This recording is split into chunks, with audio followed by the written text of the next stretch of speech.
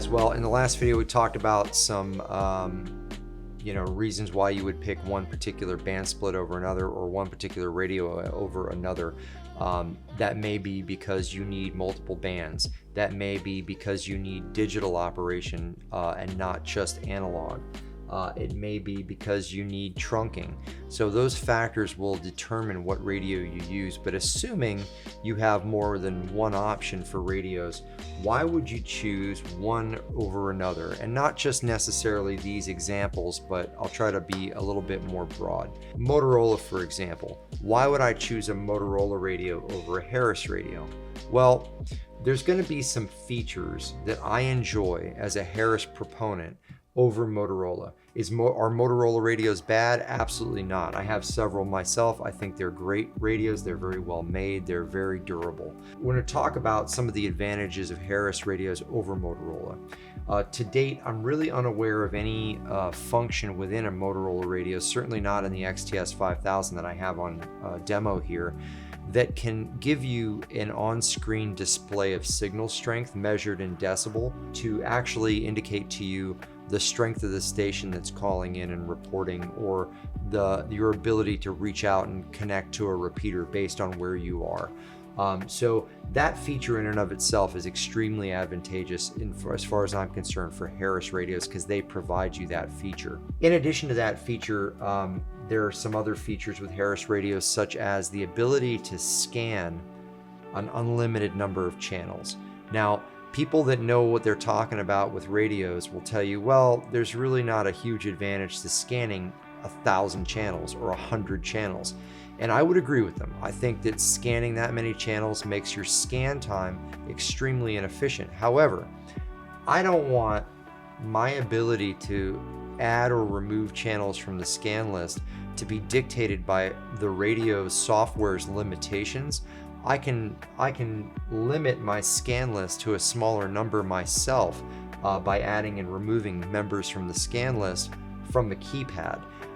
Whereas Motorola decides what your maximum allowable channels are to add to a scan list. So to me, 15 conventional channels or 32, depending on which radio you have, to me, that's not really acceptable for someone else to determine how many channels are on my scan list. I'd like to make that determination myself.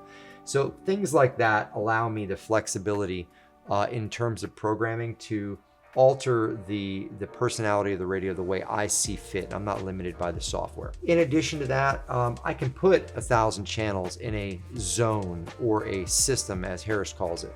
So there's no limitation in terms of quantity of channels, which can sometimes be very advantageous to me in terms of programming. In addition to all of that, a lot of times with Motorola radios, you're not able to program them the ability to toggle between channels from, say, something like the keypad, like the up and down arrows. Not able to program those to do that. On Harris radios, all of these functions of the keys are completely programmable. So by default, the up and down arrows on a Harris radio will usually toggle your systems or your zones, as Motorola calls it, but I reprogram them to not do that. The up and down arrows will alter your channel. They will go channel up or channel down, in addition to the function of the knob, which does the same thing.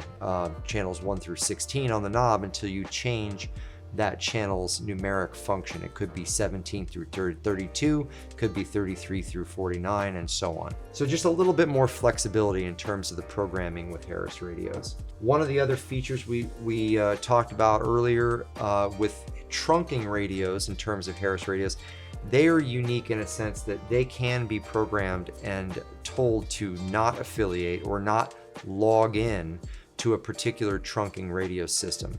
Whereas Motorola radios have no such function in their software. You're not able to tell them not to log in. They're just going to log in upon power up and log in upon channel change or tower site change. That's not something you can control. Having the flexibility to program the radio the way you want to is something I'm afforded with Harris. I'm not afforded with Motorola for the same reasons. However, if I don't need some of those features, Motorola radios are a great choice. No complaints there. One other thing to consider is a radio's durability. When you're comparing professional grade radios like Motorola, Kenwood, Harris, Tate, what have you, they're all going to meet the military standards for all the crazy testing that they do, wind, driven rain, vibration, shock, immersion. They all meet standards to make sure that the radios are durable enough to withstand the elements and continue to perform. I've had radios that have been in inventory and in use, in fact, for over 30 years, and they still perform flawlessly to this day after being dropped and beaten.